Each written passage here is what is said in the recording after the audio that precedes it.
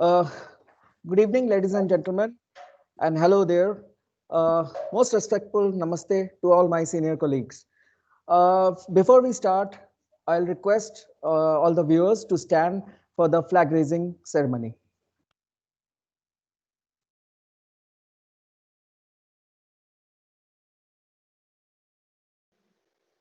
May I request all of you to please stand for the ISA flag hoisting.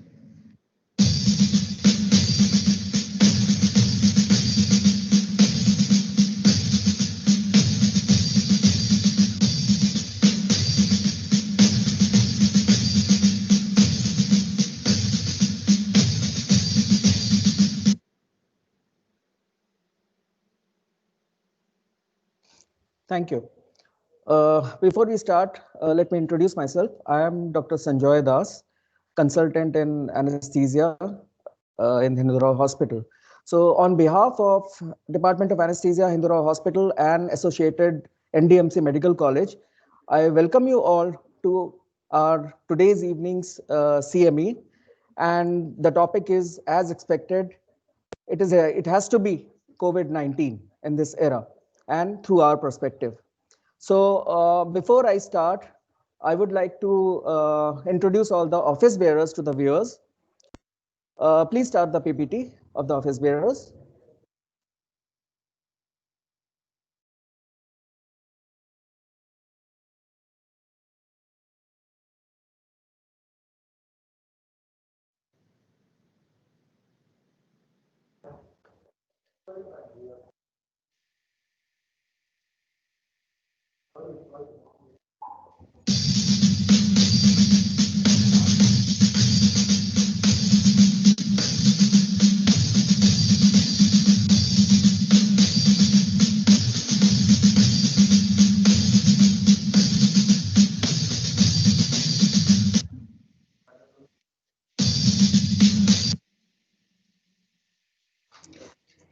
I would like to welcome Dr. Rajiv Gupta, GC member, North ISA. Dr. Nikki Savarwal, President ISA Delhi. Dr. G. Usha, Vice President ISA Delhi. Dr. Umesh Deshmukh, Secretary ISA Delhi. Dr. Anu Vijayant Goyal, Treasurer ISA Delhi. Dr. Parul Malik, Editor ISA Delhi. Dr. Arvind Arya, GC member, East Zone. Dr. Arun Mehra, GC, West Zone. Dr. Amit Kohli, GC, Central Zone. Dr. Ashish Dang, GC, North Zone. And Dr. Ranju Gandhi, GC, South Zone. I think Dr. Deshmukh is on the line. So may I invite Dr. Deshmukh to say a few words, sir? Congratulate on behalf of ISA, the Hindurao and the team, Hindurao Hospital team that have organized such a wonderfully topical CME, I would like to say. It is very, very relevant to all of us today. And I am really looking forward to listening to all the speakers. This is a very, very good opportunity that actually COVID has afforded us, that we are able to conduct so many CMEs and webinars and meetings. And I think we should all be taking advantage of this dissemination of knowledge. Thank you so much. You can please proceed with the program. Thank you, sir. Next, I would invite Dr. Nikki Sabarwal to please say a few words. Dr. Nikki Sabarwal. Yeah, a very, very good evening to everybody. I'm really happy to welcome everybody for the webinar of today evening, which is being organized and hosted by Hindurao Hospital and team. I thank Dr. Alka and her team for organizing this. Like Dr. Umesh has said, the topic is so relevant because COVID is just not, leaving the scene, and we are still very much afflicted by all the effects and side effects of this pandemic, and we are the worst hit. So I think the topics today are so very relevant, and we are really looking forward to hearing you all. Thank you very much, and congratulations, and wish you all the best for today's program. Jai Hind, long live ISA, and long live ISA Delhi. Thank you, ma'am. Thank you. Now I would invite Dr. Rajiv Gupta, GC member North, to please say a few words. Are you there, sir? I don't see him there. Okay, okay, thank you. So I think let us begin our session today. So before I begin, I'll like to I'll invite Dr. Alka Chandra. Her topic is on a very untouched aspect of this disease or this pandemic, I would say, that is psychological impact on the healthcare workers. And I think this has been not a part of anesthesiologists. It's not a domain of anesthesiologists, but still Dr. Alka has chosen this because we had a lot of observations among our health workers, which Dr. Alka would be enumerating today. So Dr. Alka Chandra, kindly give your presentation.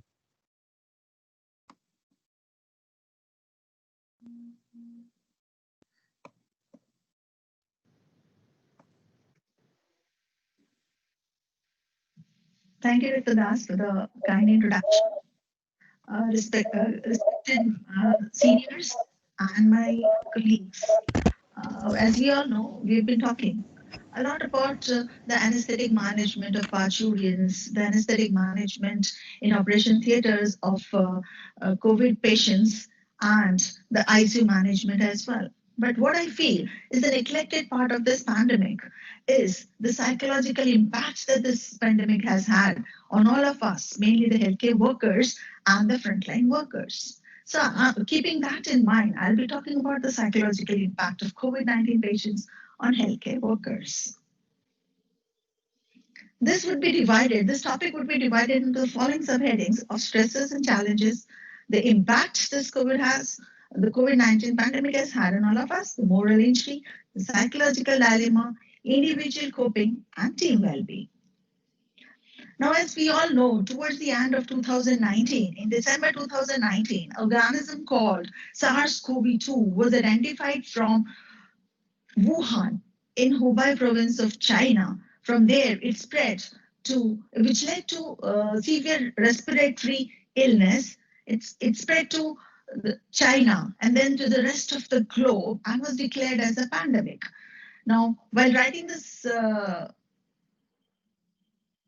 when presenting this, around more than 7 crore cases worldwide have been detected till date, and over 16 lakh deaths have occurred, amounting to around 2.29%. In India, our toll is around 98 lakhs, with 1,43,000 deaths, amounting to 1.45% of death. And we, as frontline workers or healthcare workers, are definitely facing this pandemic challenges. Now, what are the challenges to healthcare workers? It is about the uncertainty of the crisis. We don't know how long this crisis is going to last. What is going to be the severity of this crisis? How many waves of crisis we're going to have? So the changing recommendations and guidelines. The guidelines and the recommendations of WHO, ICMR, CDC guidelines are dynamic.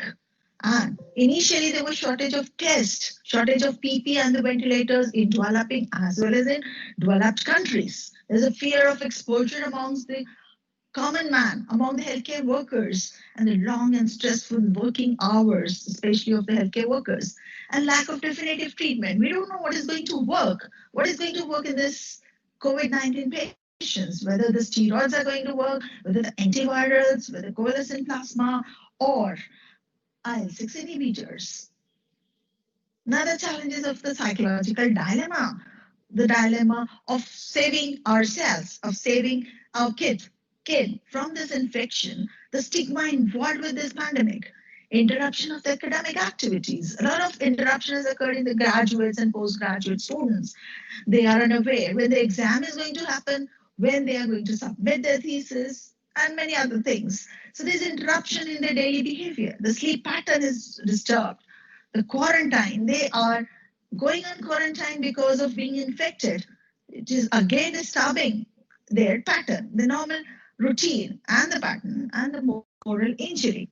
Now, due to this increased psychological stress and dilemma among healthcare workers, WHO and CDC has drawn attention towards importance of strengthening psychological resources such as coping ability mastery and self-esteem, hope and positive attitude in planning for emergency situation. Now, what are the common reactions to stress? They are behavioral, physical, emotional, and cognitive. Now, what are the behavioral response to stress? The sleep disturbances, eating disturbance disorders, avoid being people, drinking and smoking excessively. Now, what are the physical response to stress? They're in the form of headache, muscle pain, stomach problems, chest discomfort, and sexual disturbances. The emotional reactions to stress are anxiety, depression, pressured, mood swings, and irritability. The cognitive response. Now, these are difficulty in concentration, struggling to make decisions, forgetfulness, and mentally overwhelmed. Now, how do you define moral injury? It is injury to individuals' moral conscience and causes psychological distress that results from actions or lack of them, which violates one's own moral beliefs, values, or ethical code of conduct. It's the biggest challenge in the current pandemic. It's not a mental illness, as it is dissimilar to depression or post-traumatic stress disorder. It leads to persistent self-criticism, long-lasting anger, and negative thoughts. Among medical professionals in emergency, the medical students exposed to ethical dilemmas as are unprepared. Moral injury leads to psychiatric disorders like depression, suicidal thoughts in severe cases, and of course, it's the biggest challenge towards healthcare workers in current situation of pandemic. Now, what is the psychological dilemma? Now, it is a dilemma regarding the duties towards the patients, the desire to protect themselves, a fear of getting infected, and duty towards the society and the co-workers. Now, what is individual coping and self-care? Coping is a process implying a use of series of skills and strategies adopted to face stressful and or difficult situations. And a strategy is an action, a series of actions or a thought process used in meeting a stressful or unpleasant situation or modifying one's reaction to such a situation. Now, what is self-care? Now, WHO defines it as the ability of the individuals, families, and communities to promote health, prevent diseases, maintain health, and to cope with the illness and disability with or without the support of a healthcare provider. Now, the practice of taking an active role in protecting one's own well-being and happiness, particularly during periods of stress, is also considered as self-care. Now, what are the interventions that you would like to prevent or lessen the impact of this pandemic on the healthcare workers? This would be decreasing the stress at the workplace, assist propensity of medical staff, a dedicated psychological support facility, self-care or optimism, and effective communication. Now, how do you decrease the stress at workplace? Now, this can be done by counseling regarding the current status, avoid false reassurances, and counsel regarding the preparedness. It's very important to convince your staff, yes, we are prepared with all the equipments, protective equipments, we have everything in place. Getting mock drills done so that they are aware how to deal with this number if a large number of cases of COVID pandemic come to us. Telemedicine and a systematic rotation of workers is very important again, and you can reduce the unnecessary administrative work like filling so many forms and the data sheets and things like that. Assess propensity of medical staff. This can be done by temporary isolation facilities provided to the healthcare workers, promote relaxation when not at work, sharing and discussion of emotional stressors, early intervention and rehabilitation of the deceased. a dedicated psychological facility, specialized facilities for medical staff experiencing distress, a common healthcare problem by offering online virtual courses and peer support programs. Now, what is self care and optimism? We all know that optimism enhances the performance of both an individual and an organization as a whole. An optimistic person is definitely bound to give better results and give a better hope to the sick patients as well. Optimism increases happiness, and a hopeful approach gives better results in problem solving. Less stressful people would definitely use fewer escaping approaches. Maintaining healthy lifestyle and daily routine is definitely required as a part of self-care. Communication. Effective and coordinated communication is very essential. Clear communication between the government, the healthcare agencies, and the community is very, very important. I remember in the starting of the pandemic, when our hospital was a non-COVID hospital, we used to get a lot of COVID patients. And when it turned as COVID, we used to get a lot of non-COVID patients. So what I feel is there is definitely some lacuna or some gap in the communication between the government agencies, the healthcare agencies, and the community. So that should be streamlined, and it would definitely reduce a lot of psychological dilemma and the stress to the healthcare workers working in the emergency situations. Trusted and coordinated information is very important, so it leads to likelihood of more followers. On one hand, timely communication can create wonders, but false information can create a great loss. Now, what are the suggestions? What are the suggestions that you would like to take to decrease the psychological impact on healthcare workers? It is very important to have a good sleep hygiene, good sleep pattern, a balanced diet, remain in touch with the co-workers. So in case you have any dilemma, any anxiety, you should contact your co-workers and ask about anything which is required. Updating the knowledge is very important so that no gray areas are left. Audio and video calling with the family members in case you are in quarantine. Again, that way, again, you can have reading holy books, do prayers, recreational activities can be done, sharing feelings and emotions with people, openness to seek medical help. The moment you feel you're stressed out, have some anxiety, you should seek medical help immediately. So with as day after day, the number of cases and the number of healthcare workers getting infected with COVID are increasing. Safeguarding them with adequate provision of protective gears and psychological support is a priority. Because if a significant number of healthcare workers will get infected by viral disease, our healthcare system will definitely fall. So these are the faceless warriors. And this is the article we got published. And we've taken references from this article. Thank you so much. Thank you so much, Dr. Alka, for such an engrossing presentation.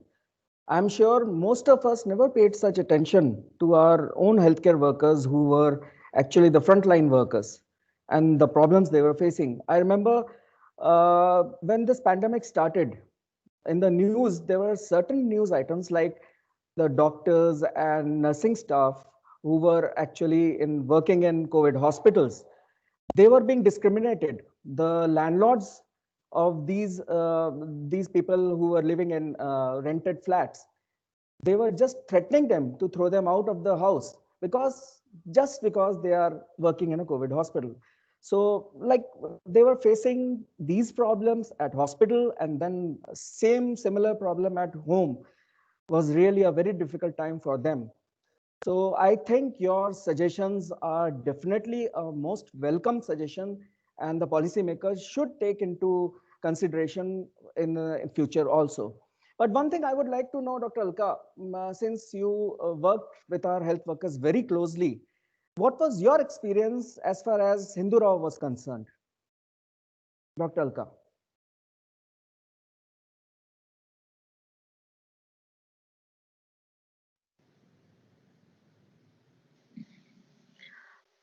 Thank you, Dr. Das, for asking this question. I would say, as far as our hospital facilities go, in our ICU, the COVID patients who had anxiety, apprehension, or any other psychological ailment were definitely dealt by the psychiatric department. But as far as the healthcare workers go, I feel a bit of the facilities were lacking because these facilities, when we were struggling for the basic commodities, these facilities and this aspect of psychological impact on healthcare workers, especially in a government setup, was a far-fetched facility. So having recreational facilities or isolated help desk for these support is definitely required, and I'm sure we are going to work on this aspect in the near future. Thank you. Thank you, Dr. Alka. So we move on to our next presentation, and this is one of the major presentations. This deals with our society, our country as a whole. Our country is a resource restricted with a lot of restrictions for our resources. Even the same situation exists for our Hindurao hospital also. As you may be knowing that MCD has been facing a lot of financial crunch. So we were also facing, the Hindurao hospital as such was facing a lot of financial crunch. And when we were told that you have to convert yourself to COVID, a dedicated hospital, so it was a very difficult task ahead for us. So now my next presentation will be covering the infrastructure and logistics that was being arranged for this hospital. And this will be presented jointly by two consultants of our hospital, Dr. Ashish Dang, consultant anesthesia, and Dr. Sunil Kumar Janeja, consultant. So I invite Dr. Ashish Dang to kindly give your version of all these problems that you faced while arranging items for and arranging for the infrastructure and logistics. Dr. Ashish Dang.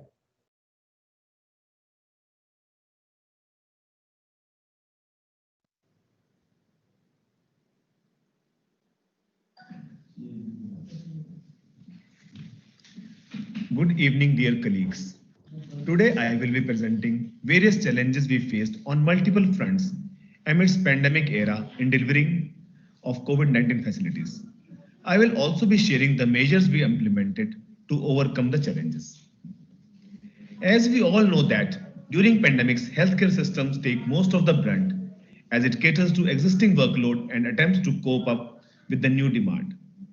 COVID-19 pandemic too posed a formidable challenge to healthcare system across the world. In a thickly populated country like India, it gets more crucial to address the crisis evolved out of such pandemics. We are aware of multiple challenges confronting the public healthcare system in India, and the major being the resource crunch. It becomes a Herculean task to cope up with management of effective healthcare delivery during pandemic. Hindurao Hospital was converted to a dedicated COVID hospital on June 27th. The task was easier said than done, as our hospital was preoccupied with non-COVID patients. All the admitted patients had to be shifted to other government hospitals. Coordination with CATS ambulance services for early ambulation was required. The patients who were critically ill and unfit for transfer had to be managed, and thus resource allocation for non-COVID ICU had to be done. As there were no predefined standard operating protocols at each level of care, a multidisciplinary team comprising of all heads of departments, head of units, nodal officers, chief nursing officers was framed immediately. Allocation of manpower for each COVID unit was required. So, a regular, timely placed roster had to be prepared. There was a need to earmark COVID areas to ensure proper segregation of COVID and non-COVID areas. Extensive training were conducted to appraise the healthcare workers about various SOPs and rapidly evolving national and international guidelines. The caring of healthcare workers, provision of quarantine facilities, systemic surveillance of exposed healthcare workers, special duty rosters to reduce exposure, and distribution of prophylactic medicines was a task. Procuring maximum number of ventilators and PPE kits to meet the increased demand posed a huge challenge. As we can see in the layout of the hospital, OPD and emergency block was prepared to be a COVID block.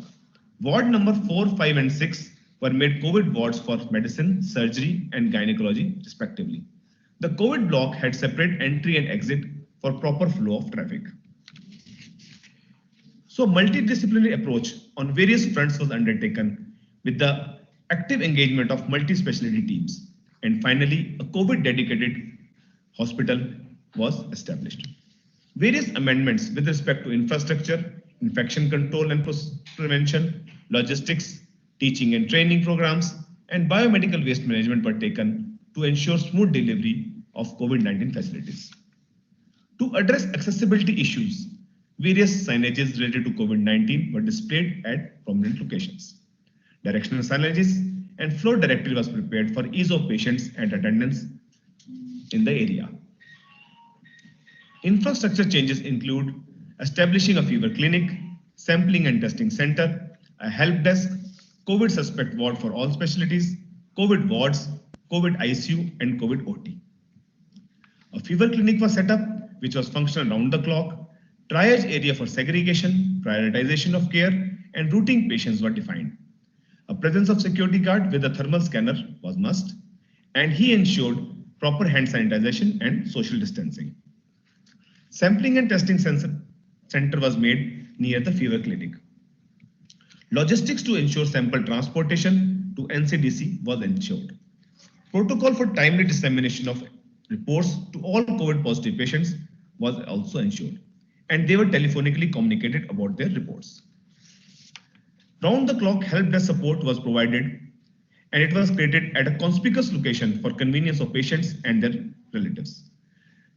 For dissemination of information, a digital screen was installed near the help desk displaying the daily occupancy. We had a CT scan facility available in the ground floor of COVID block. Cashless payment was made and reports of the patients was dispatched digitally. X-ray unit was near the ICU on the same floor, and patient was transported by properly donned staff. Relocation of lab was not feasible in view of bulky apparatus. So existing emergency lab was made the ICU lab. Sample transported in Ziploc packs were disinfected before transportation, and reports were dispatched digitally through hospital information system. All the COVID tests, including D-dimer, CRP, serum ferritin, and LDH were done in our lab. For creation of negative pressure rooms, as per the standards, ideally a minimum of 12 air exchanges per hour is required in a high-risk area, and 6 air exchanges per hour is required in a low-risk area. Negative pressure differential between the airflow from adjacent spaces to the patient room should be more than 2.5 pascals. But this could not be made in our hospital. So we did makeshift arrangements by installing exhaust fans in the ICU, high dependency units, and doffing area to optimize ventilation. The windows were kept open in the patient rooms to enhance natural ventilation. COVID ICU was made in the emergency OT and recovery room, and upgradation were made, like electrical supply points were increased, exhaust fan installed, and windows ACs also were installed. There was a need to increase the number of oxygen and suction points. Transparent curtains were placed to limit the spread of infection. Utility of existing autoclave machines in the TSSU was utilized, and we also used HEPA filters. As we can see in the layout of our ICU, healthcare personnel used to enter through a separate gate. From here, they used to enter through a separate gate. This was the green area, green zone. Here they used to don, and after donning, they used to enter the ICU. And after taking care of the patients in the ICU, they used to come out through a separate gate and doff in a predefined area. And this was the way through which they exited out. One of the OTs was converted to COVID OT, which was present on the ground floor of COVID block. The donning and doffing areas were defined. Exhaust fans were installed. Scavenging of anesthesia machine gases through hypochlorite solution was done. Pre-existing high-speed autoclave unit was utilized. And sanitization of the OT was done after every case. Post-operatively, patients were directly shifted to the ward without waiting for the recovery area. So three types of wards were made. First was the suspect ward to isolate patients who raised any suspicion of COVID-19 infection by screening questions asked in the casualty, and only one suspect per room was kept. In the isolation wards, only laboratory confirmed cases were kept, and it housed multiple patients. There, we did barrier nursing practices to prevent nosocomial infections, and there were separate isolation wards for medicine, surgery, and obstetrics. Patients who came with severe acute respiratory infection symptoms, they were shifted to SARI ward. So hospital initially provided 50 COVID bed facility, and in the matter of only 3 days, we had to upgrade it to 300 COVID beds. So there was a need of uninterrupted oxygen supply. And we were lucky to have LMO at our hospital, which has a capacity of 10,000 liters. And also all types of cylinders, the bulk cylinders and the B-type cylinders, were procured to meet any possible increase in consumption of oxygen. And oxygen concentrators were kept in all the wards. This is our LMO, the manifold with the D-type cylinders and the oxygen concentrators which we procured. A dedicated corona corridor was created to transport the patients for dialysis, CT scan, X-ray, and transporting bodies to the mortuary. For transporting the patients to different hospitals, a dedicated ambulance was made, and hearse van was there to transport the dead bodies. Standard infection control practices like hand hygiene, PPE, proper donning and doffing, disposal of PPV, and maintaining respiratory hygiene was done as a part of infection control and prevention. We updated our BMW guidelines, and we also implemented COVID-19 related infection control and prevention SOPs. Dead bodies are managed accordingly. We procured following items like sanitization machine, dispenser for hand sanitizer, fogging machines were procured with the disinfecting agents like hypochlorite, PPE, HME filters, nitride gloves, and heavy duty gloves and boots were procured for sanitization workers. Other measures taken were staggering of the staff. There was a separate area for patient attendance. Visitors were not allowed. Elective admission and surgeries were postponed, and unnecessary attendance at the hospital was restricted. Now I invite my colleague, Dr. Sunil Kumar Janeja, to present further challenges. Thank you.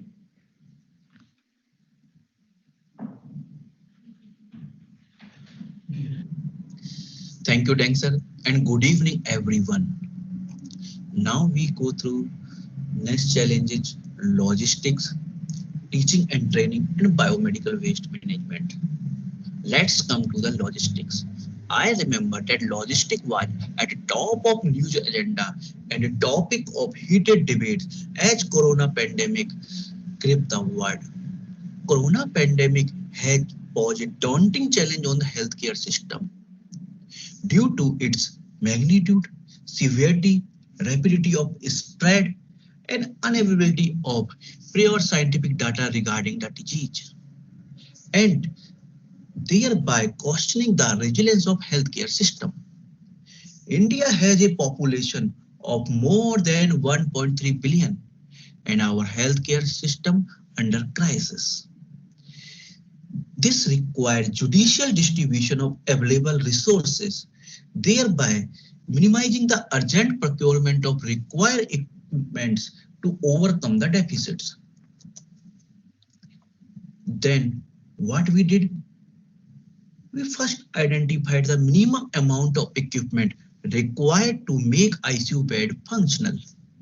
With each factor in the mind, decision was made that each ICU bed should have ICU ventilator, multi-para monitors with minimum ECG, E2CO2, NIVP, and SpO2 monitoring, 2 infusion pump on each bed, oxygen and suction point.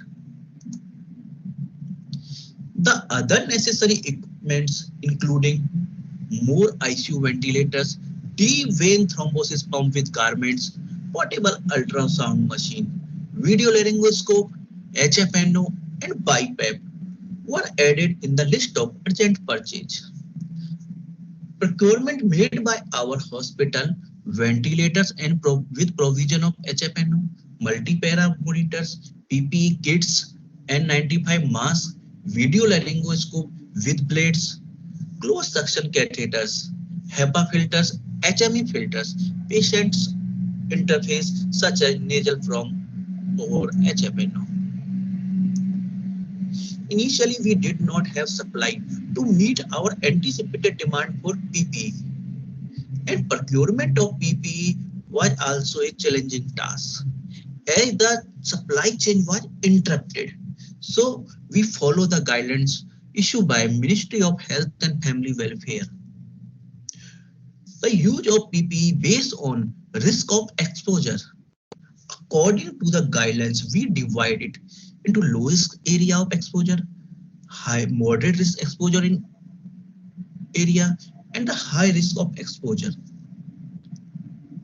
Low risk exposure area, we use triple layer medical mask and gloves.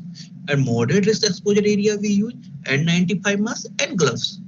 High risk exposure area, we use the full complete of PPE kits.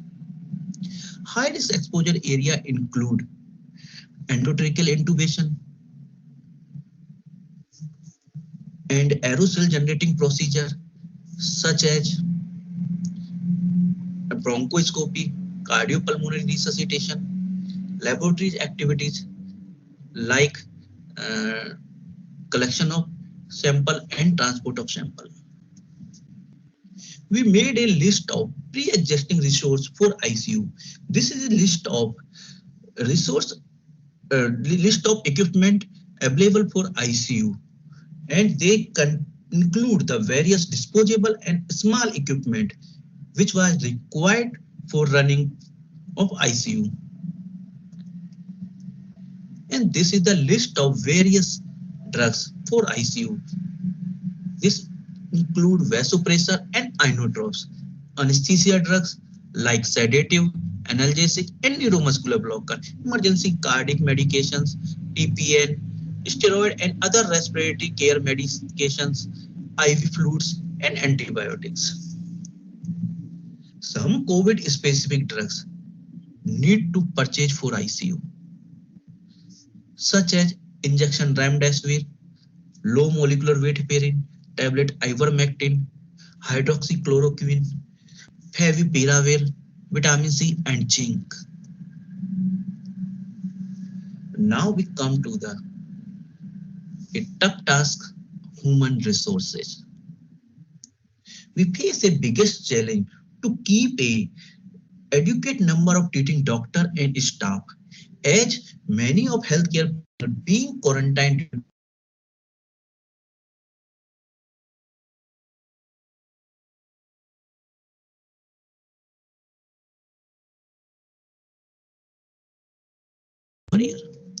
new recruitment of resident, staggering the healthcare personnel, and some nursing staff called from other MCD hospitals and dispensaries. We divided our staff into 3 rotational teams, one on duty for 14 days, one in quarantine for 14 days, and one standby team to cover any dropout in team on duty due to the exposure and any other circumstance. The testing protocols for healthcare workers were either on the onset of symptoms or on the 5th day of quarantine, and which was mandatory for all. Anesthesia team given service at 24/7 hours. Our consultant supervised ICU and OT. Each team included doctors, technical staff, nursing staff, and supportive staff. Safety of healthcare personnel. The safety of healthcare personnel was considered paramount. Hence, we procured sufficient quantity of PPE kits. In addition, N95 masks and sufficient hand rub antiseptic solution was made readily available. Distributing the prophylactic medicines and meal to healthcare personnel. Maintaining a healthy and friendly environment by feedback. Systemic surveillance of exposed healthcare personnel. training of staff, conducting regular informative meetings, including webinars, encouraging the free communication among the department and from the frontline COVID warrior. ICU staff was trained. ICU staff were trained in the procedure of donning and doffing of PPE kits, basic ventilatory care of ICU patient, and general care of ICU patient, and trained in performing safe endotracheal intubation. For a new untrained staff and auxiliary staff delivering services like hospital engineers, security guards, housekeeping staff, and ambulance driver were also trained in procedure of donning and doffing of PPE kits, infection control protocols, movements of staff and patient and material inside the facilities. We install CCTV cameras and public address system for real-time monitoring. A control room was activated to continue monitor the CCTV output from the clinical area to identify any discrepancy. Staff accommodation. This is also again a challenge.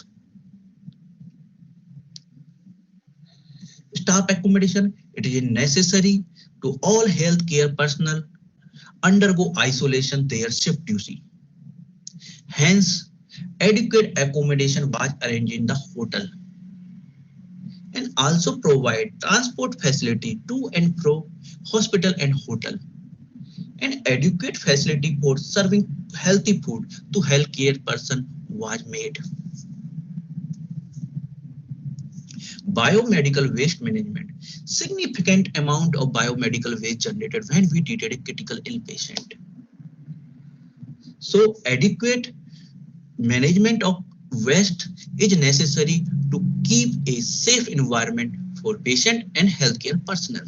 So we followed the Center Pollution Control Board guidelines for biomedical waste management. Use colored and foot operated bin, label as a COVID waste, and double layer bags used for collection of COVID-19 waste to ensure adequate strength and no leak, and outer bag also labeled as a COVID-19 waste. Inner and outer surface of containers, bins, trolleys used for collection, storage and transport of COVID waste disinfected with 1% sodium hypochlorite solution daily. Use PPE such as goggles, face shield, splash-proof apron, plastic coverall, and nitrile gloves collected into the red bag. Use face mask, head cover, shoe cover, disposable linen gown, non-plastic and semi-plastic coverall collected in yellow bag. Glassware and sharp waste kept in labeled puncture-proof plastic container filled with 1% sodium hypochlorite for pre-treatment. General waste used by COVID-19 patient considered as a biomedical waste and segregated in yellow bag. Use gloves and plastic bottles from the patient disposed of in red bag. Now I would like to conclude the absence of definitive pre-verified treatment or vaccine continue make fight challenging. Continue evolving new scientific information make decision difficult. With limited resource, it was possible to set up a dedicated COVID-19 services aligned to the national guideline for treatment of COVID-19 patient. Our hospital has successfully addressed the challenges. We implemented known and novel method to establish and sustain service to COVID-19 patient. These are our reference. Myself, Dr. Sunil, signing out. Until meet again, thank you. Thank you so much, Dr. Dang and Dr. Sunil. I think we are an excellent example where despite lot of resource crunch, we were able to deliver the goods. And I think I should personally thank our administrators who provided us with all the logistics within a very short span of time. Because in fact, we were given just 2 to 3 days to convert our hospital into a totally COVID hospital. So one thing I would like to ask Dr. Dang, after closely watching all these things, what lessons have we learned? What shortcomings we have seen that we should keep in mind for future? Dr. Dang, I would like to answer this. I would like you to answer this question.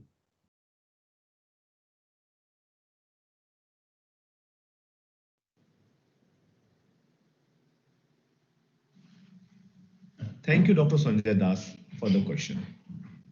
During our MBBS days, I remember that we just used to mug up the definitions of epidemics and the pandemics. But this corona pandemic has shown us all. In my opinion, our hospitals should be equipped with dedicated healthcare facilities to cope up with such situations and simultaneously taking care of the healthcare workers so that they should not fall to this disease. In the wake of emerging infectious diseases like Zika virus, H1N1, and now the corona, the facilities should be available in the inter-epidemic period also. The healthcare administrator sitting at the top should have contingency plans in mind on paper so that the better cope up with the such epidemics. Our medical curriculum never teaches the disaster preparedness and management. So I suggest that the medical curriculum and the nursing curriculum should have a section on disaster preparedness and management of epidemics and pandemics, especially of respiratory origin. Apart from this, regular training and retraining of healthcare staffs in infection control practices, barrier nursing should be undertaken.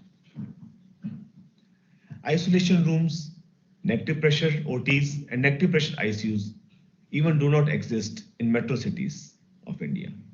So in my opinion, the existing healthcare structure should upgrade themselves, upgrade their infrastructure, get the proper equipment, get the adequate manpower from other resources so that their general structure can be upgraded to infectious disease hospital. Thank you.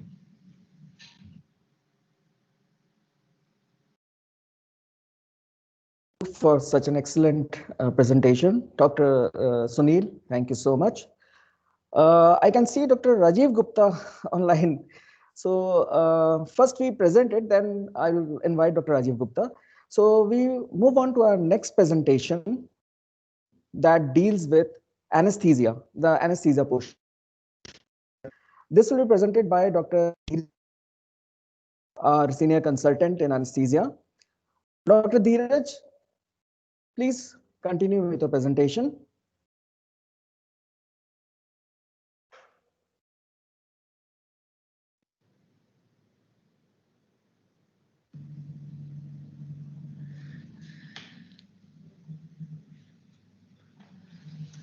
A very good evening, dear respected dignitaries of ISA, my seniors, colleagues, and friends.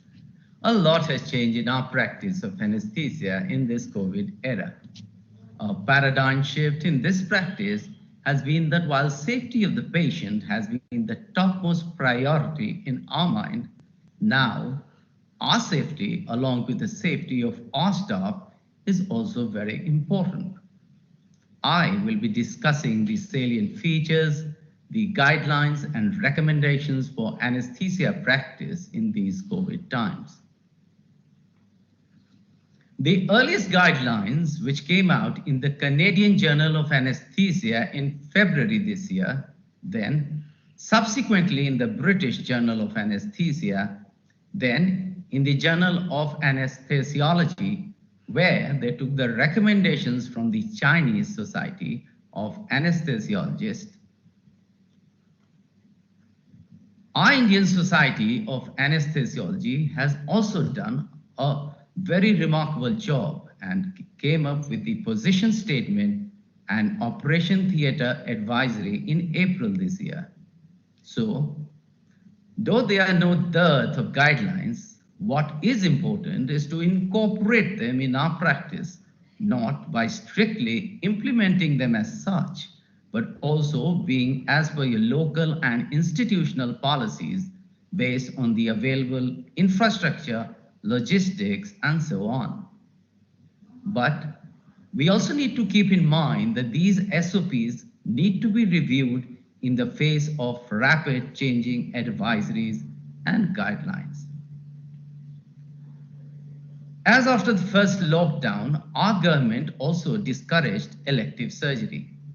Then, it was mainly to conserve the resources and diverting them for COVID patients, as we needed beds, ventilators, PPEs, and other logistics for the COVID patients.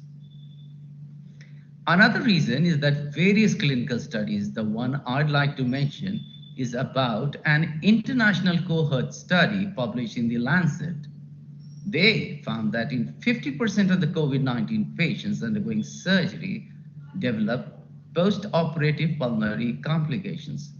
The overall 30-day mortality was reported to be 23.8%, 18.9% in elective cases, and 25.6% in emergency cases.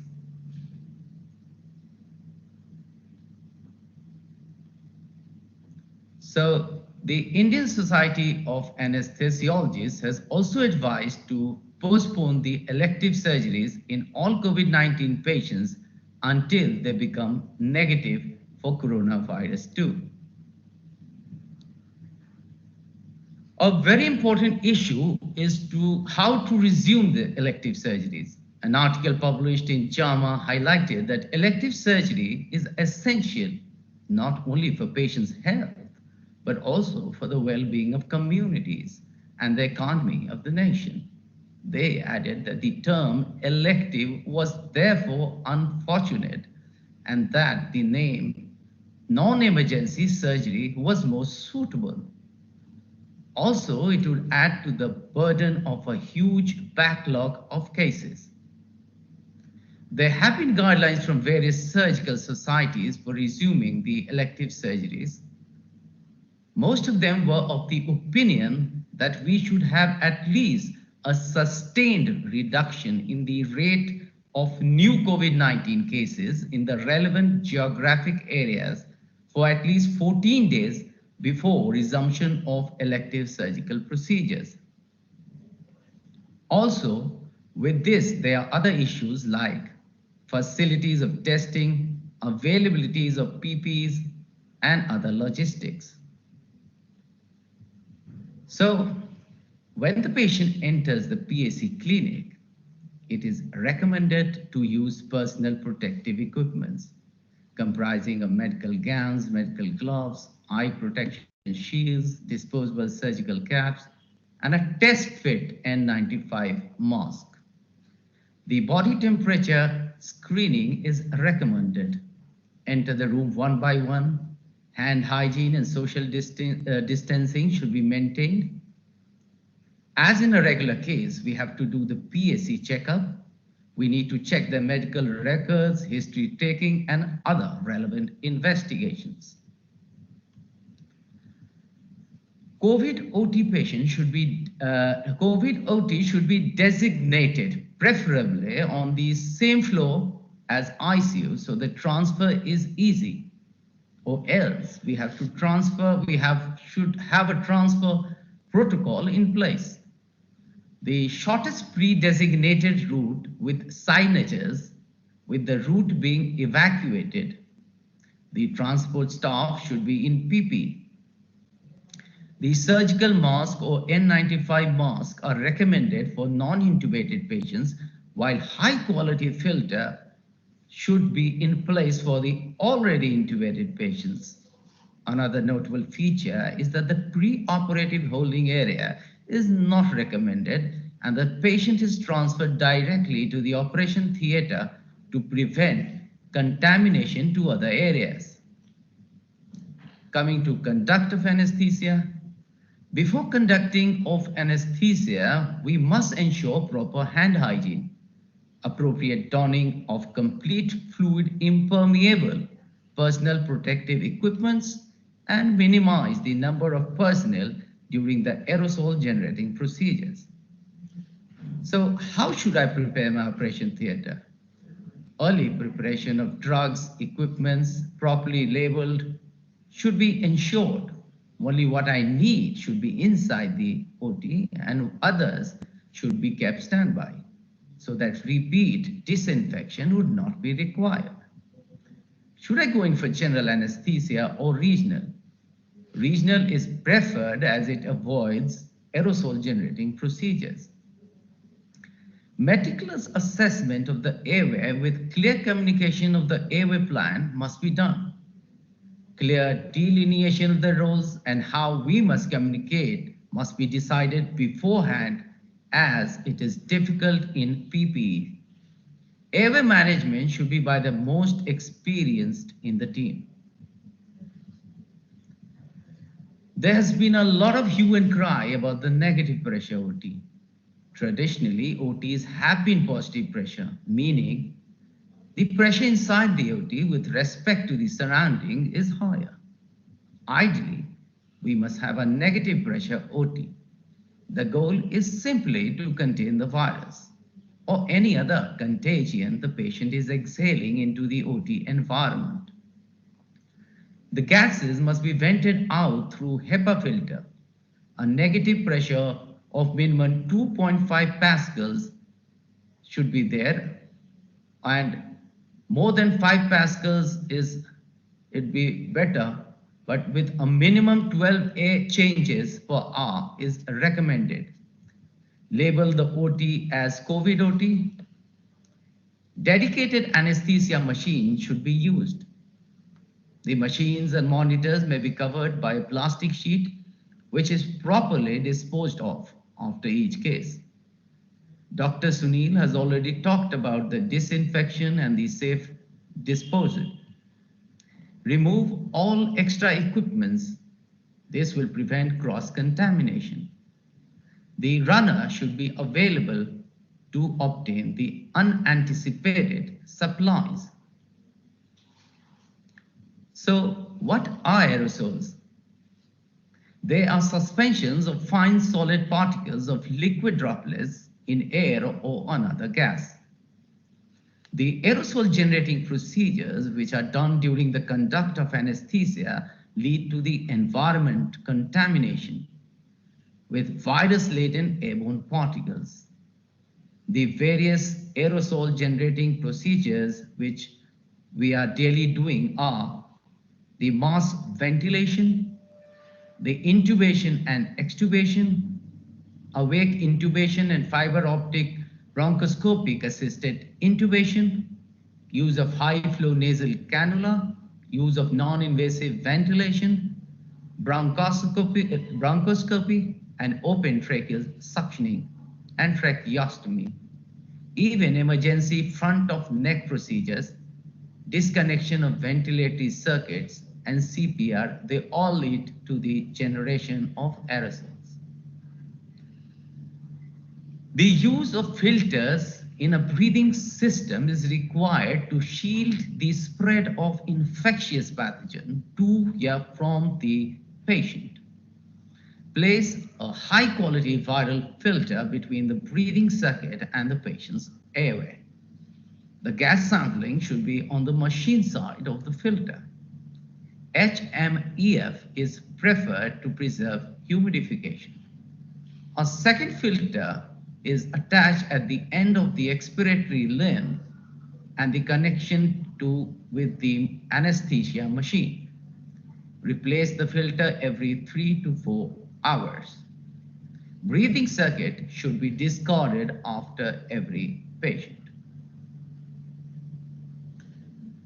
So the principles of airway management, we have the mnemonic SAS, S-A-S, SAS, that is to encourage S for safe, A for accurate, and S for swift performance. Safe for the staff and the patients. Accuracy is critical and clinicians should avoid unreliable, unfamiliar, or repeated techniques during airway management. Swift care means that it is timely, without rush and without delay. Difficult airway predictor MACOCA, comprising of Malampati, obstructive sleep apnea, cervical spine movement, mouth opening, coma, hypoxemia, and a non-anesthetist intubator, which has not been widely used earlier, has been recommended in the consensus guidelines. A score of more than 2 predicts difficult intubation. A standby airway cot needs to be kept ready just outside the operating room in case it is required.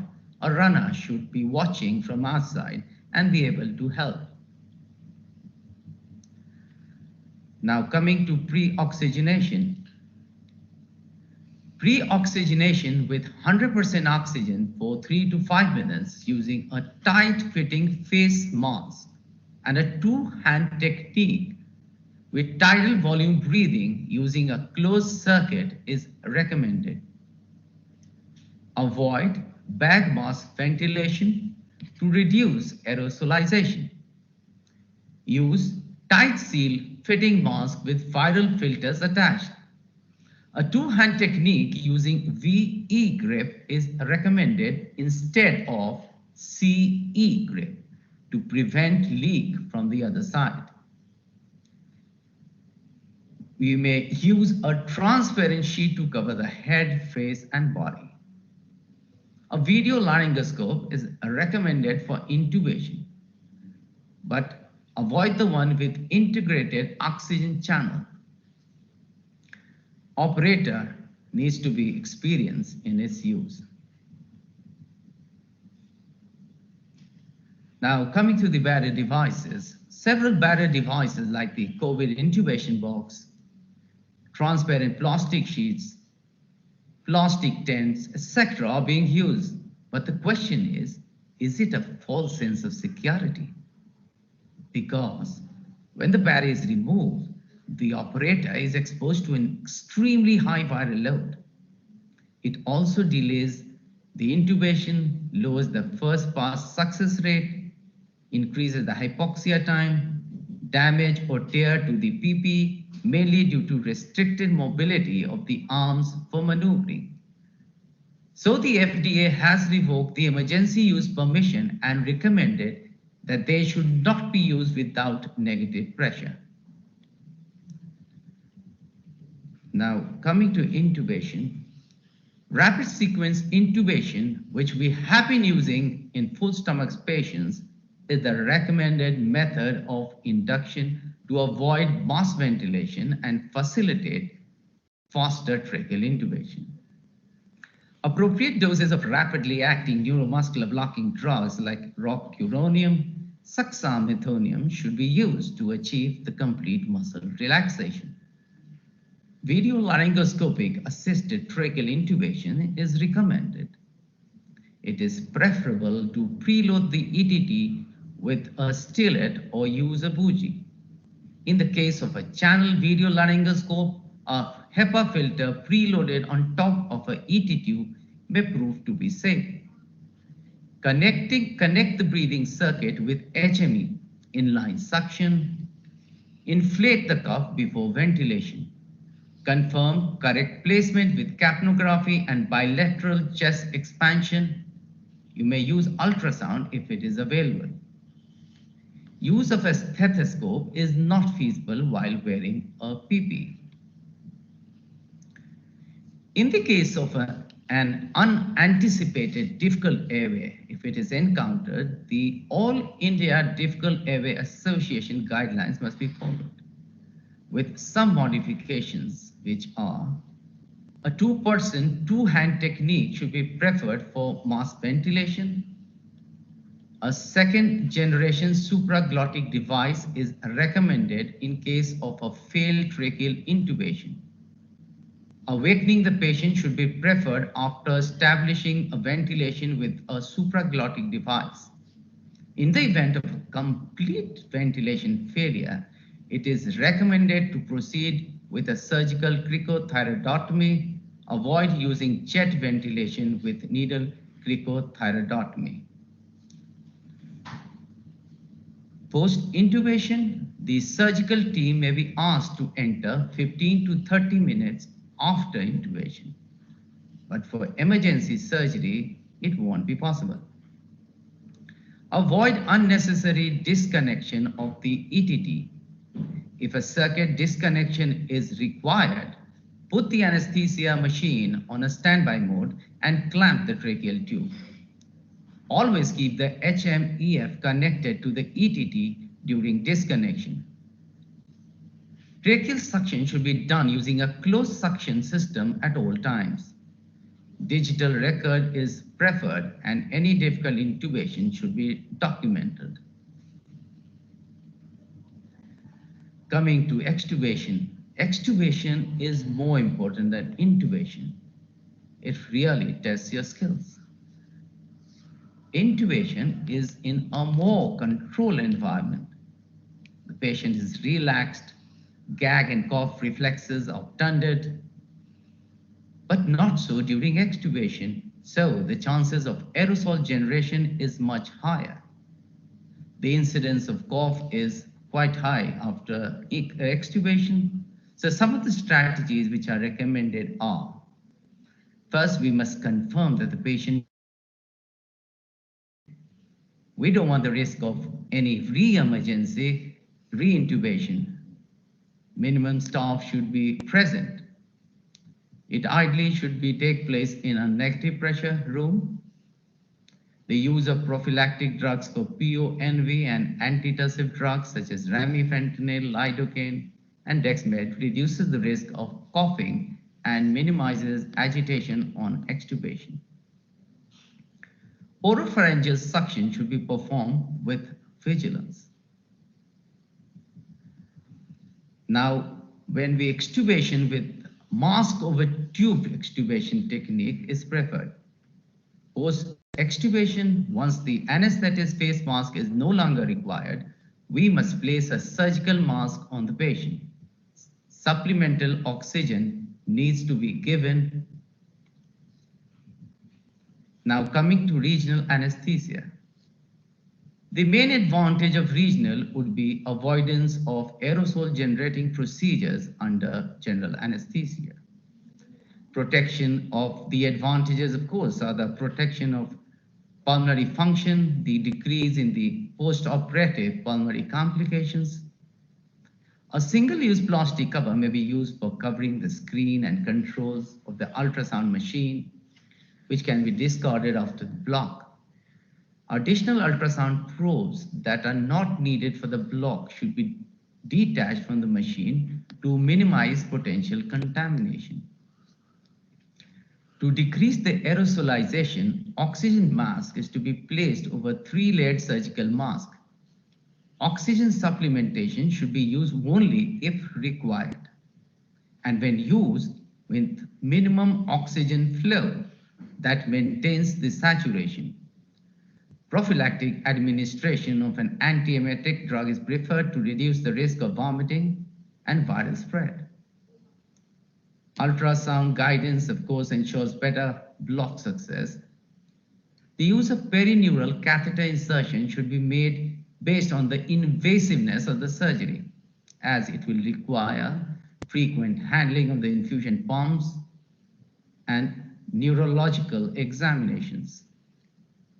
Before the start of the surgery, the block should be tested to ensure optimum operating conditions and avoid urgent conversion to GA when surgery is already in progress. Coming to OPS anesthesia, the neuraxial anesthesia is preferred for cesarean delivery. However, always need to be prepared for conversion to GA. Effort should be made to minimize the need for emergent procedures. Having simulations, drills, multidisciplinary planning are recommended to prevent negative outcomes. Carbopros is used as an uterotonic in the management of postpartum hemorrhage and Meckel's bronchus valve. NSAIDs are the mainstay of treatment for post-cesarean pain control. Early epidural placement for labor analgesia is desirable to avoid exacerbation of respiratory symptoms of labor pain and to reduce the likelihood of general anesthesia if cesarean delivery becomes needed. It should be also done by the most skilled person. However, careful assessment for anticoagulation and thrombocytopenia should be done.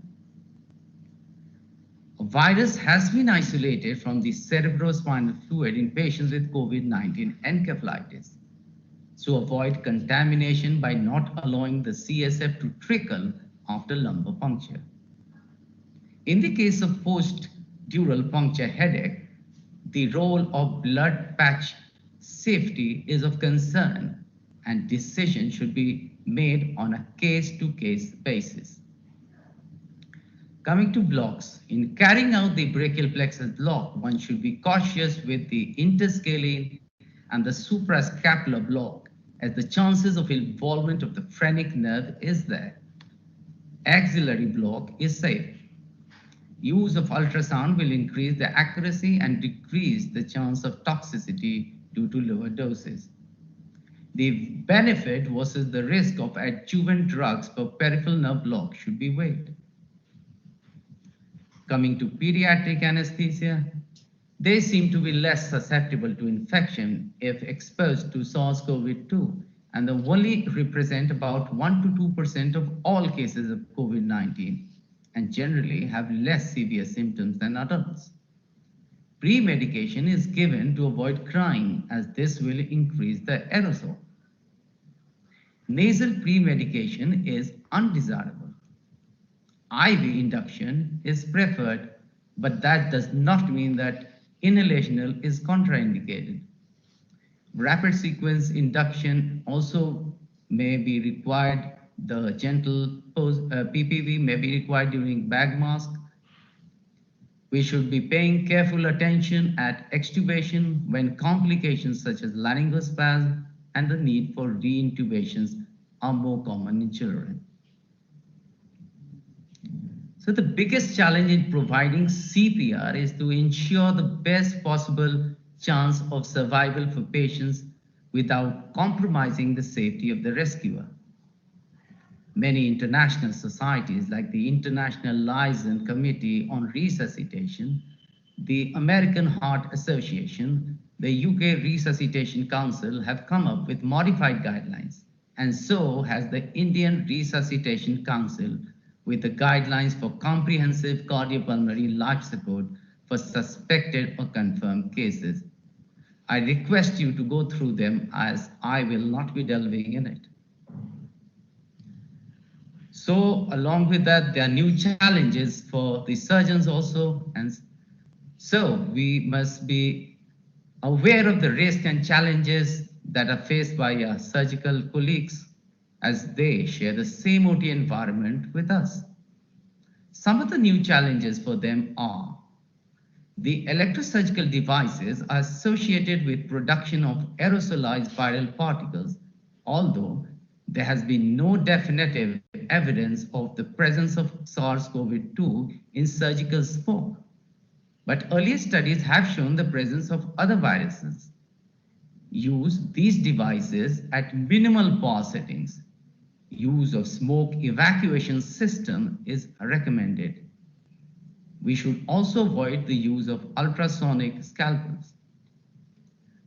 Another interesting aspect is whether to go in for laparotomy or laparoscopy. The aerosol created during laparoscopy tends to get concentrated inside the abdomen and should be safely evacuated through filtration devices. So, I conclude by saying that as the understanding of COVID-19 is being updated regularly, so are the guidelines. Guidelines should be adapted to local restraints for effective utilization. Thank you. Thank you so much, Dr. Dheeraj, for such an informative presentation. I think you have covered almost A to Z while working in a OT. But still, when we are in a OT wearing a PPE kit, we are in so much stress that we forget a number of things which are very important for us, and we become a victim of this infection. So I would like you to just summarize and tell us the major guidelines or major points we should consider while working in a OT, in a COVID OT. Dr. Dheeraj.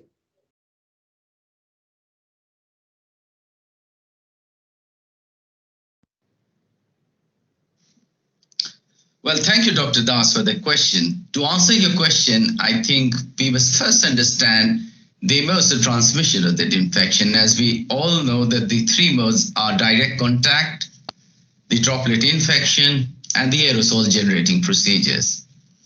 And in fact, most of the guidelines are based on how to contain these modes of transmission and so that infection does not spread out.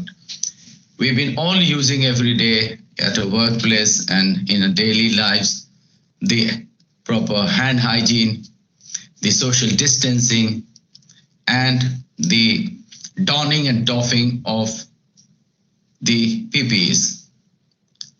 But I think the main game changer in all this is the provision of personal protective equipment.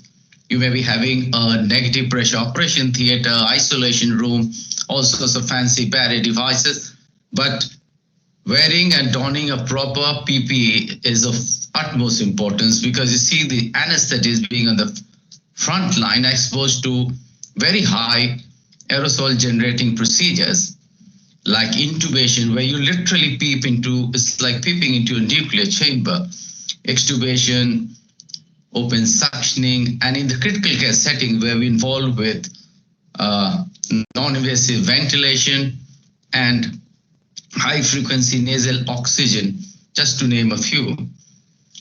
So we need to be really very careful.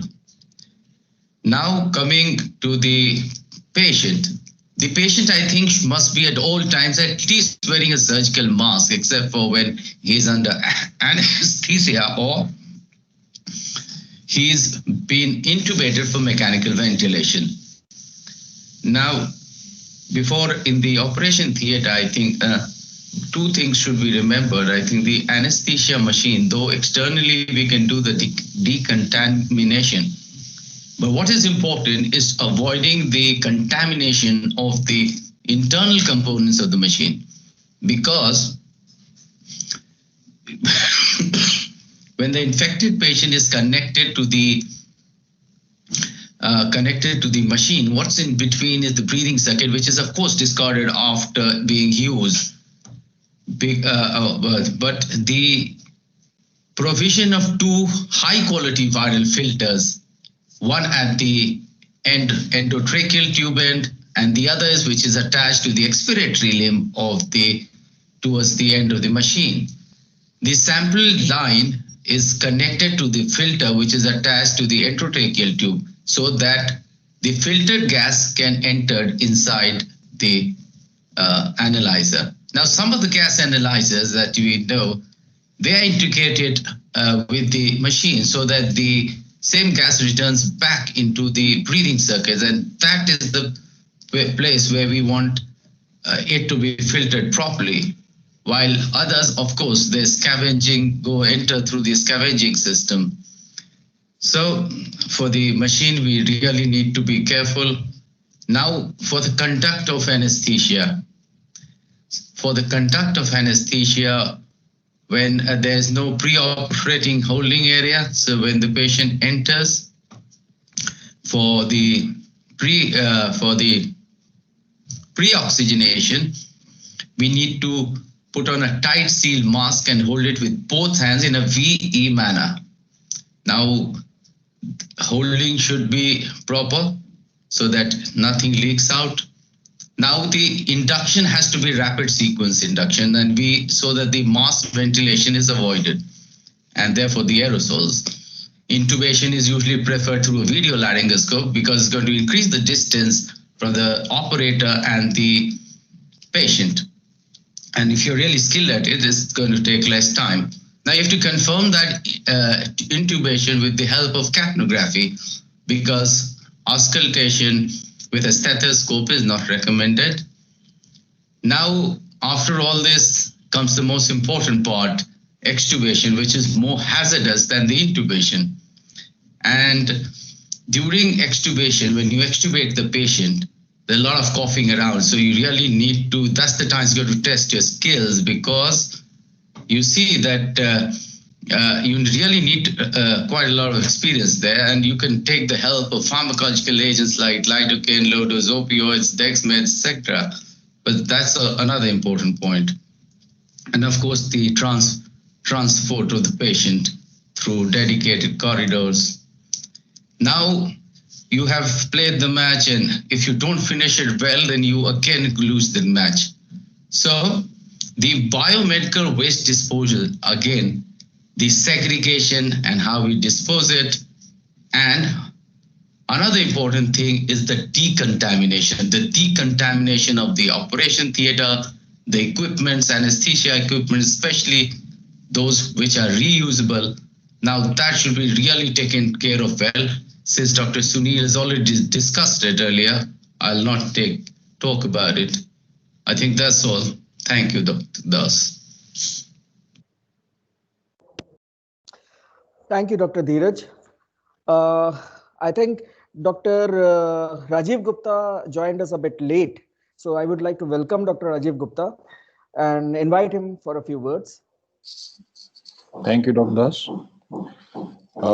Good evening, everyone. It's a gratifying experience to be part of series of CMEs conducted by ISA Delhi chapter. Thanks to Dr. Nikki, Dr. Usha, Dr. Umesh, Vijayan, and Parul, and the whole team for engrossed in taking and conducting these CMEs regularly. All of us are working exceptionally good in these tough times of COVID pandemic. Nowadays, COVID cases are on decreasing trend, but we have to remain alert as before and follow the COVID norms and precautions strictly. Government has started preparations for delivering COVID vaccines for the healthcare professionals on priority basis.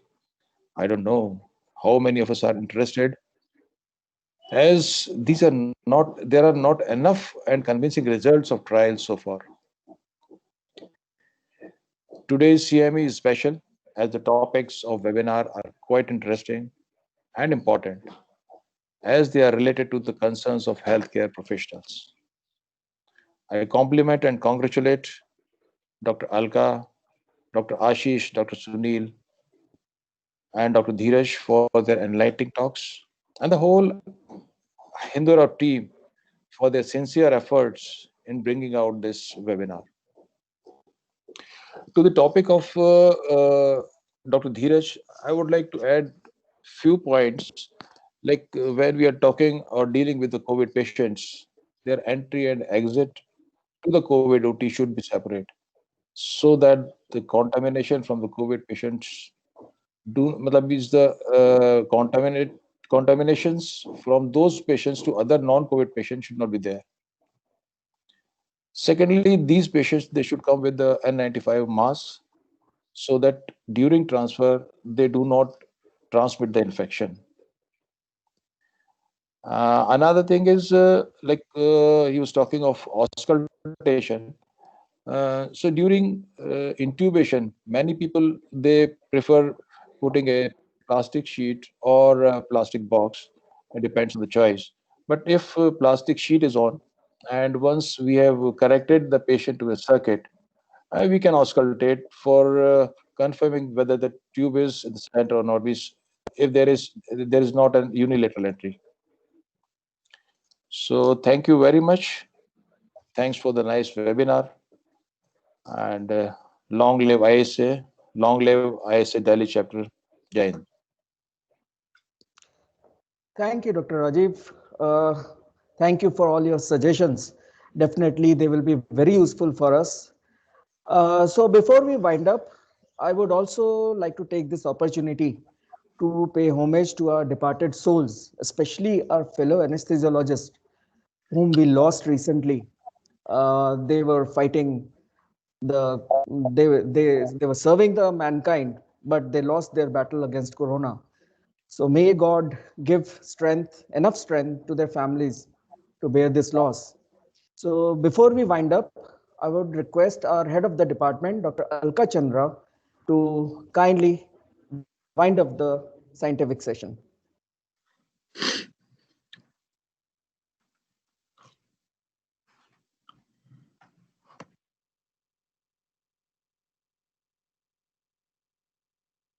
Dr. Alka, you're not audible.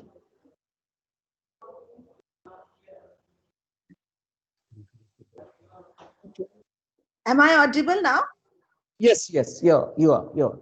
So at the end, I would like to thank ISC Delhi branch for giving us this opportunity to organize the CME. I would like to thank all the delegates who took out their precious time to attend the CME. I'd like to thank Dr. Nikki Sabarwal for her constant support and guidance. Dr. Umesh Deshmukh, a good friend of mine, Secretary ISC Delhi branch, and Dr. Rajiv Gupta and Anu Vijayan Goel for the constant support. I would like to thank our team anesthesia for their relentless work in this pandemic. And especially, I would like to thank Dr. Megha Agarwal for a constant support to the team. And in the end, I would like to thank Dr. Anu Kapoor as well, who is an administrator and as an anesthetist has been played an instrumental role in providing us the logistics during this pandemic.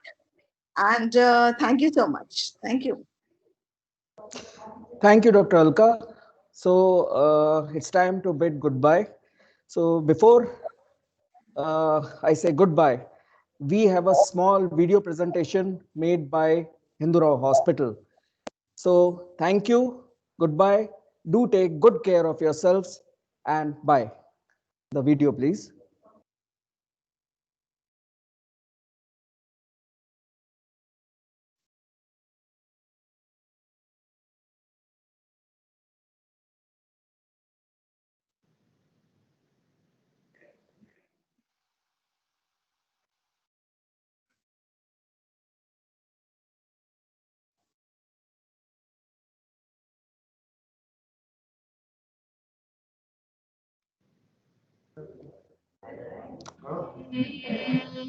तू कहीं हार के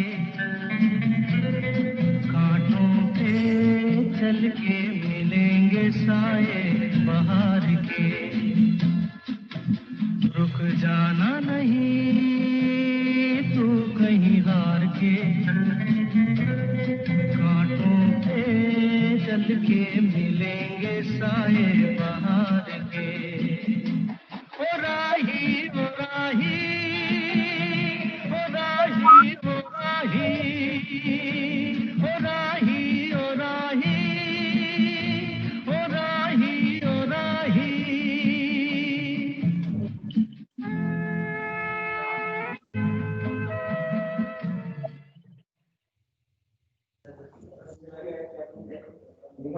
Megha is the main producer. Thank you very much.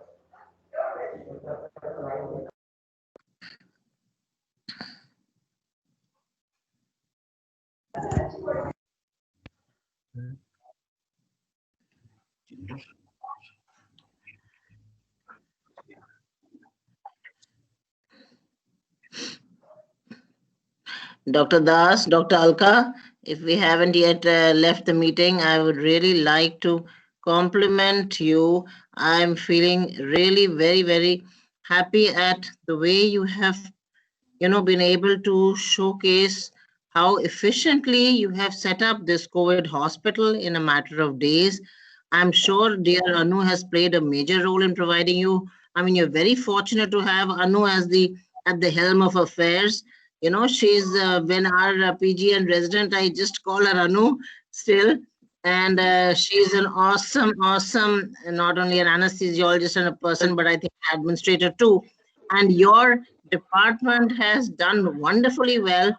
And I think you have put it across beautifully. So I think it's one of the first presentations where I've seen that you so nicely showed us the stress factors, then the challenges that you have faced, and you have really detailed them out. I mean, all the speakers have done an excellent job. And then, of course, the last talk, detailing every aspect of COVID management. So kudos to you, Alka, and very, very well done. Very, very well done. Thank you so much. Thank you so much. Doctor Nikki आप दिख नहीं रही, क्या बात है? हाँ, आज मेरा वीडियो कैमरा कहता है कि आप मत दिखो, वो वीडियो नहीं कर रहा है, कह रहा है कि कोई वीडियो में प्रॉब्लम है। तो बट मैं सुनाई जरूर दे रही हूँ, देखो और नहीं दे रहा है। दास ने भी बहुत अच्छे से कंडक्ट किया programme.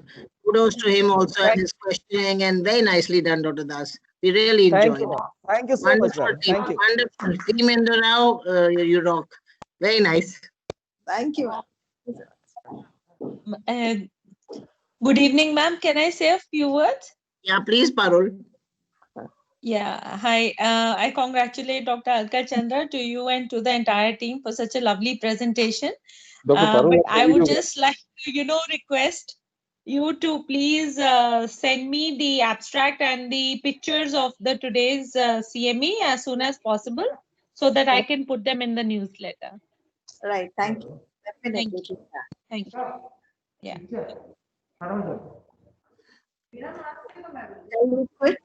Actually, Parul, what I feel is, how you have set up this COVID center during this pandemic, when we didn't know anything about the disease, we didn't have any experience of setting up this hospital at such short notice.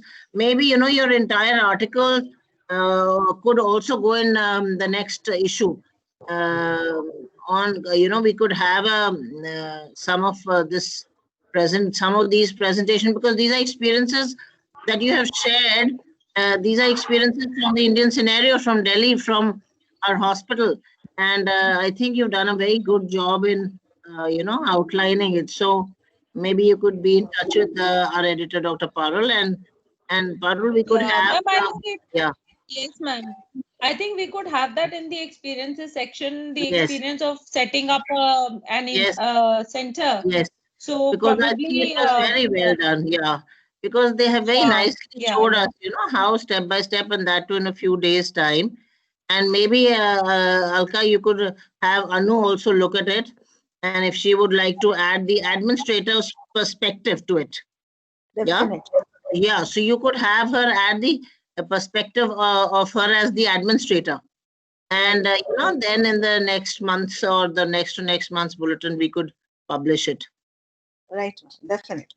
Yeah. I think that would be very good. Okay. Thank you so much, and have a good evening. Dr. Rajeev, so happy you could join us. Thank you so much, ma'am. Happy you could join us. Thank you so much. But I will not thank you. Thank You and Parul. Both Parul ने भी शक्ल नहीं दिखाई. पारुल तू incognito क्यों है बेटा? मेरा तो वीडियो नहीं चल रहा यार. मैंने गंदा सा स्वेटर पहना हुआ, गंदे से कपड़े पहने हुए. To be honest, मैं घर आकर के नहा अरे यार, कोई कपड़े नहीं देख रहे, शक्ल देख रहे, शक्ल. I know they're also turned out, but doesn't matter. बाल भी नहीं बनाए हुए, पर फिर भी ठीक है. I don't mind. I don't mind. Hello, thank you, Alka, and thank you, Dr. Devadas, and all the speakers, wonderful. And I must say that Ashish है ना, Alka, Ashish ने सबसे पहले कहा था मुझे, मैडम एक CME हिंदुराव को आपको जरूर देना है कहीं ना कहीं. तो उसको भी क्रेडिट देना पड़ेगा to have got the CME for Hindurao, but really very well done. बहुत अच्छा लगा. Thank you so much. Yeah, I know. Thank God he's recovered. है ना, सब लुढ़क पुढ़क रहे ना एक एक करके. ये हमारे डिपार्टमेंट 80% इफेक्ट हो चुके हैं. 80%. वो ना सारा बहुत बहुत मुश्किल है. But anyway, still we are carrying on. Hats off to all of us. Thank you so much. Thank you so much. Have a very good evening. Thank you.